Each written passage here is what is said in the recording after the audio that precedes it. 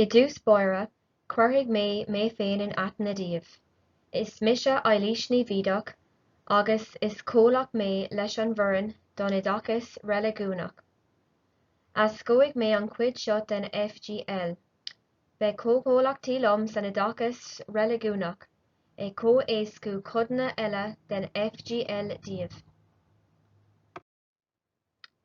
Is í intí foghlaime an seisiún seo nó, a aithint conas is féidir linn tacu le forbairt céim ar céim foghlaim an scoláire i seomra ranga an Oideachas Reiligiún, agus gnéithe de ceistú éifeachtach a aithint i seomra ranga an Oideachas Reiligiún.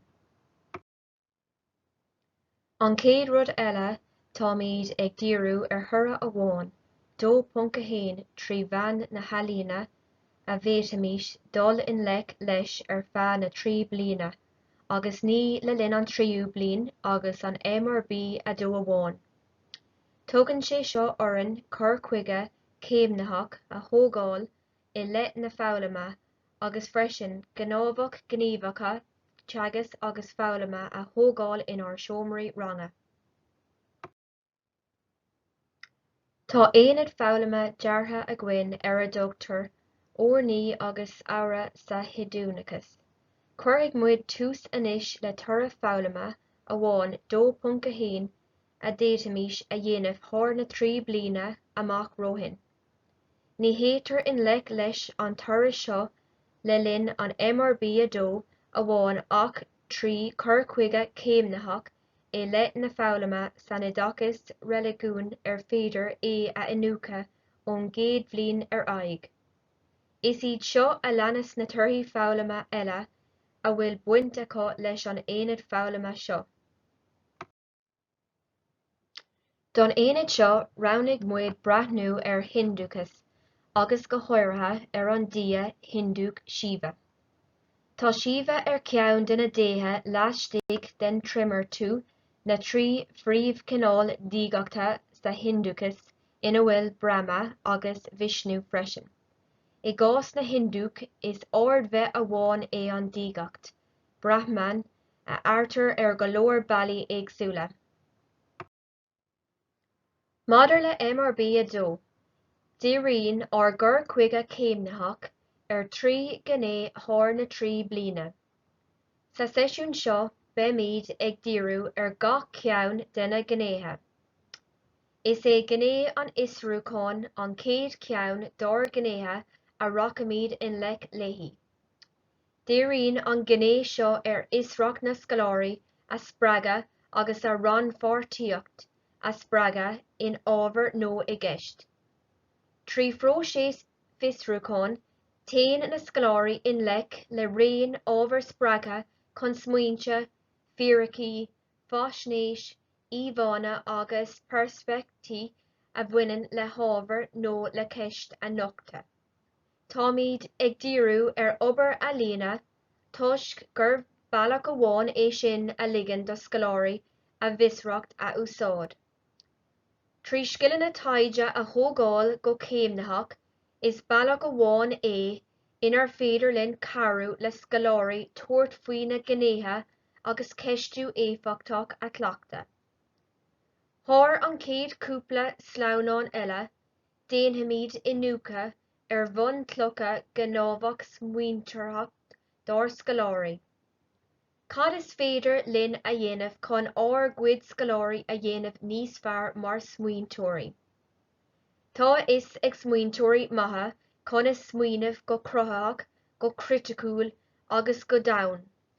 Tastíonn uainn go ndéanfach ár gcuid scoláirí machnamh ar leibhéal meitneachaíoch leis an méid atá siad a smaoineamh go bhfaigh siad stór scileanna ó bheith ag brathnú. Mar sin de, an féidir linn analís agus ceistú a bhúna, thuirteach taide le fios gar féidir. Ar an sleamhnáin seo, déanfaimid scrúdú anois ar fíosa a lína comhaimseartha a léiríonn an dia Hindú Síomha na táiride. I bpáirt a haon dhíreach muid ar thura foghlaime ar leith chun ár mealach a dhéanamh chuig MRB a haon, ag buint úsáid as tura foghlaime 2.1 a bhaineann le 2.4, agus le fearadh na halíne. Is é an intin foghlaime anseo bun tréthe an dé Hindu Shiva a thuiscint. Is é na táraide an Sanskrit do thíorna an domsa, an dia Hinduach Shiva ina cló mar ringcóir cosmach. Is stratéis úsáideach seomra ranga é, stratéis feic, smuoinnig, meabhraic, ina bhfuil trí ceist. Bhí bhríon ceist a hain, cad é a éiceann tú, bhí bhríon ceist a dó, cad é a smuoiníonn tú faoi sin, bhí bhríon ceist a trí, cad é a bheabhríonn sé dit. Sa cá seo, roghnaigh muid íomhá nó léiriú atá teibí go leor den dia Hinduach Shiva na táiride. Roghnaíodh é seo de aon turas chun leibhéal domhnach fiosrúcháin a cintiú tríd an bróiséas, feiceáil, smuoinemh agus meabhrú, ar an íomhá a cuirtear i láthair. Déanamís an taoinead iomlán a thosnú trí íomhá mar seo a thabhairt isteach chun fiosracht a spreagadh. Tabhair faoi deara go bhfuil templéad le húsáid don gníomhaíocht seo ar leathanach a 14, de do leabhrán agus cóp den íomhá seo ar leathanach a 15. Tá an templéad ar fáil freisin faoi clúisín na nacmhainní ar leathanach gréasáin ó an SSM más mín leat é a úsáid le do cuid scoláirí. Ar an gcéad slánán eile, tugaim cuireadh duit an cur láthair a stoppa ar feadh tamalaín agus leathanach a 14 den leabhrán a úsáid chun an méid a éiceann, a smuoiníonn agus a meabhraíonn tú a bhreacha síos. Níl aon gá a bheith bortha faoi a bheith ceart nó mícheart faoi láthair mar déanfaimid inúcha ar an íomhá níos déanaí. Níl ann ach deis chun tús a chur lenar visrúcháin. Stop tamalaín agus cuir na ceistena faoin íomhá seo. Más féidir, roinn do cuid freagraí le códlachaí. Is é an céad gné eile a níróimid uirthi ón tonreacht don Oideachas Reiligiúnach gné an Isrithe. Maidir le ceann dár gnéthe in fiosrúcháin agus fiosrú, táimid ag iarraidh fiosracht agus rann-pháirtíocht scoláirí a spreagadh trí gol beagán níos dainne agus ag iarraidh ceistne tréiteacha a chur faoi léiriú nó íomhá. Sa cás seo Shiva na táraide díríonn an gné seo ar inúcha a dhéanamh go mion ar ábhar nó ar ceist, ceistú, probba, plé, éisteacht, samhlú, léirbhíonú agus teacht ar conclúdaí ar mhaithe le fiosrú. Díríonn sé freisin ar idirphlé agus ar thuiscint a spreagadh ar éagsúlacht na léirbhíonithe agus na bhreagraí a d'fhéadfadh a bheith ann. Déanamid inúcha breise anois ar íomhá dhíobha trí dhíriú ar cuid den simplachas atá inti. B'fhéidir gur aitheann tú nó nár aitheann tú cuid de na rudaí seo má rinne tú an gnámhach smaointeoireachta feic, smuoinnig, meabhraic. B'fhéidir gur bhaid leat an cur láthair a stoppa ar feadh tamalaín anseo agus trí cinn de na ceistena seo a roghnú chun iarracht a dhéanamh iad a agart I de éonar nó le do códlaachtaithe. Is féidir leat an spás a úsáid ar leathanach a 15 de do leabhrán chun do cuid freagraí a scríobh síos. Mar sin, scrúdaíodh an léiriú seo a leannas de dhíobha na táraide trí gné an Isrithe a ligean duit na míreanna nó an simplachas atá le feiceáil san íomhá a bheabrú agus a ceistú. Trí gné an Isrithe d'fhéadfá a éirí ar scoláirí scrúdú a dhéanamh ar dhíobha na táraide mar fíosa a líne agus iireacht a dhéanamh tuiscint a fháil ar a dhimplachas domhan. D'fhéadfá sé seo a bheith ina fíosa oibre éonair a dhéanann na scoláirí leo féin nó in rúpaí. Ar an slánán seo, tá cuid de na freagraí a thugtar ón géim fiosrútha seo. Tá cur chuige éagsúla léirithe a gcuin cheana féin chun ceistú in OR a chur i bhfeidhm trí na gníomhachtaí fiosrúcháin agus fiosrútha. Tugann an oireann uirlisí CNCM seo a leannas léargas breise ar ceistú éifeachtach agus an tábhacht a bhaineann le plé a dhéanamh le scoláirí chun ligean dóibh a gcuid ceisteanna féin a thógáil agus tuilleadh fiosrútha a dhéanamh ar thapaigh. Cuimhnigh go gcaithimid mar bhúntóirí teicnící maithe ceistúcháin a bhún lú.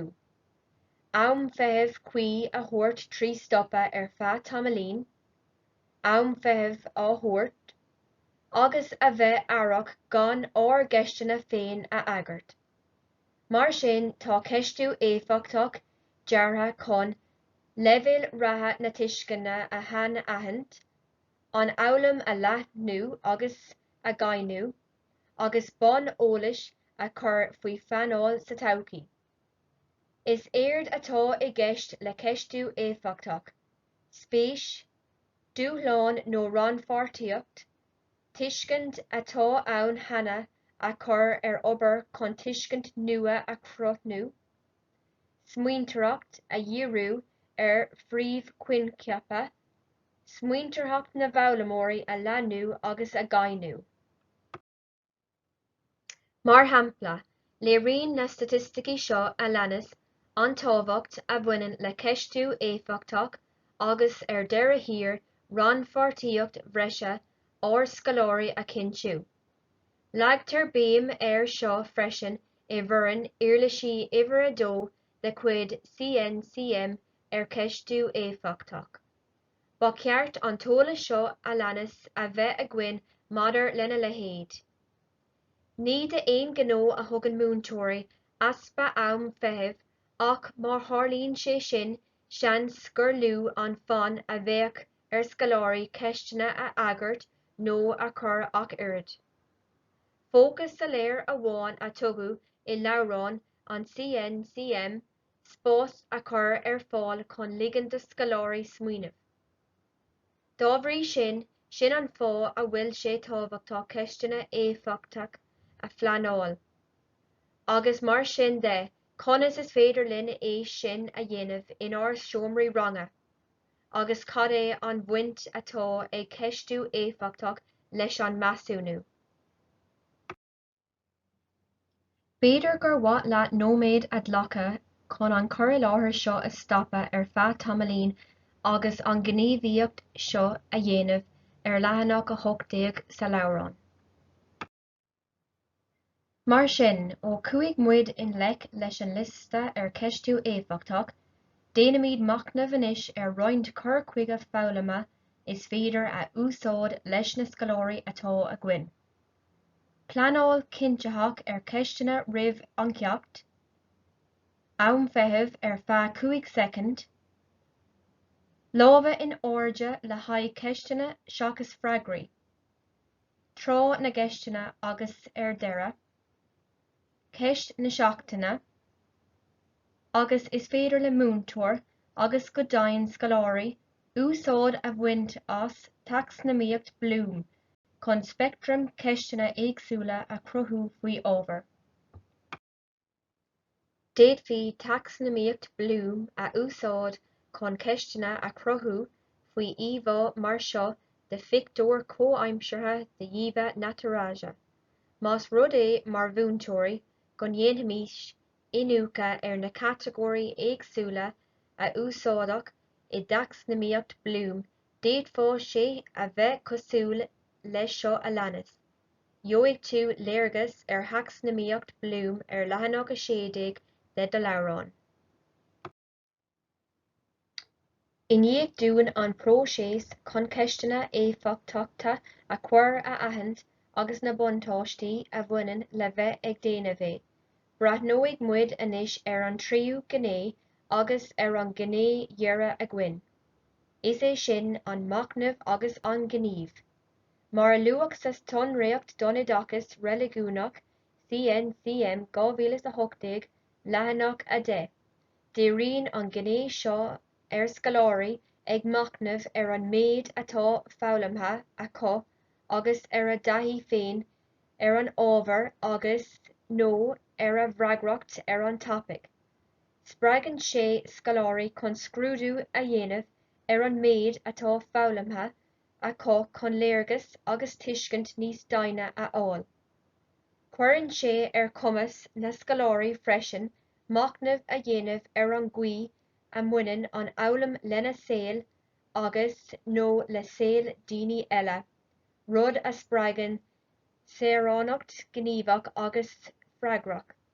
Déanamid machnamh anois ár bleanáil féin ceisteanna éifeachtacht in seomra ranga. Cuimhnig go gcaithimid teicnící maithe ceistúcháin a bhunlú mar bhúntóirí agus am feitheamh cuí a thabhairt.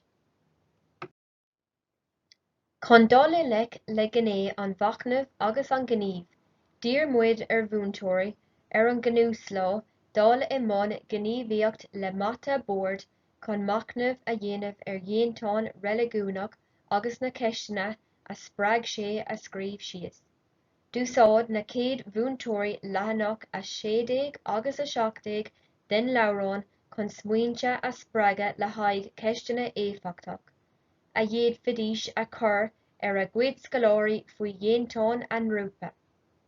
Ansin bhí deise cá freisin plé a dhéanamh na cineálacha ceisteanna a cheap siad a bhéadfá a gcuid scoláirí smaoinemh orthu dá dúirt cuireadh dóibh gníomhaíocht an bhata bhord a dhéanamh.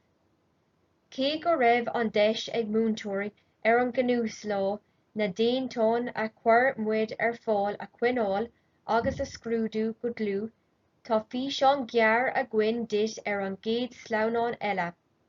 Tá ceann amháin ó gach ceann de na 5 reiligiún mhóra gabhaimde an gcomharsa. Is féidir leat ceann a roghnú chun díriú agus a shamhlú cén cineál ceisteanna cruthacha a dheocadh leat nó le do chuid scoláirí a chur fuathu. Más féidir, roinn do chuid freagraí le do cód lachatha, de rabhadh sin b'fhéidir go mbeadh déantáin Reiligiúnacha agat a d'fhéadfá a úsáid don gníomhaíocht seo. At nítar an gcéad sleamhnáin eile a leannas roinnt déantáin Reiligiúnacha a bhéadfaí brathnú orthu agus tú ron fáirteach sa gníomhaíocht seo.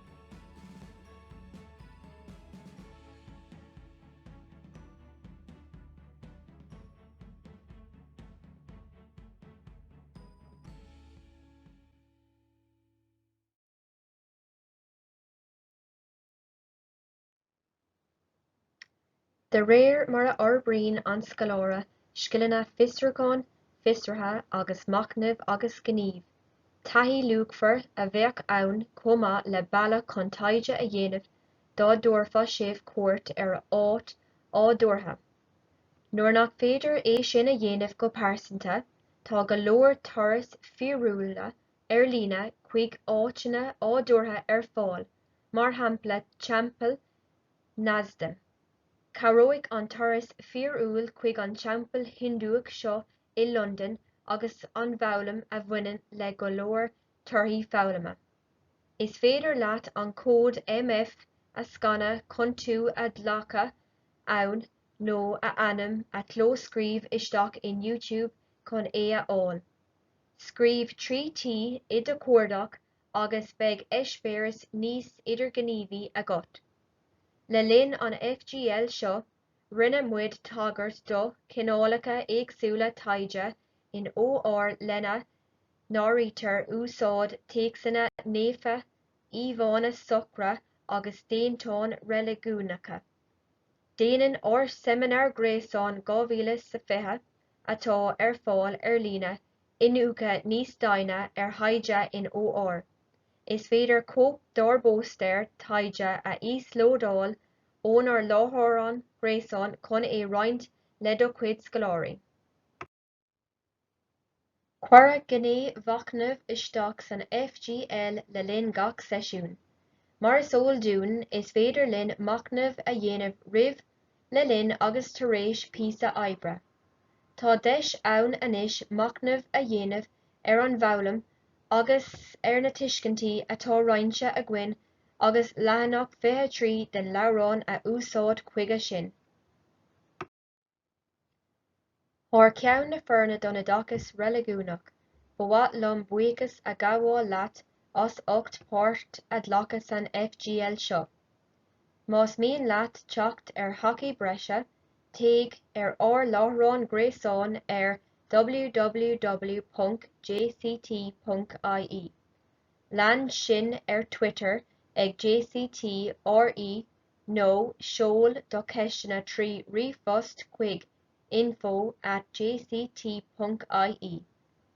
Cuimhnig le do thuil am a dlacha chun aiseolalas a thabhairt dúinn ar an FGL tríd an nasc ar an láithreán gréasán. Garbh maith agat.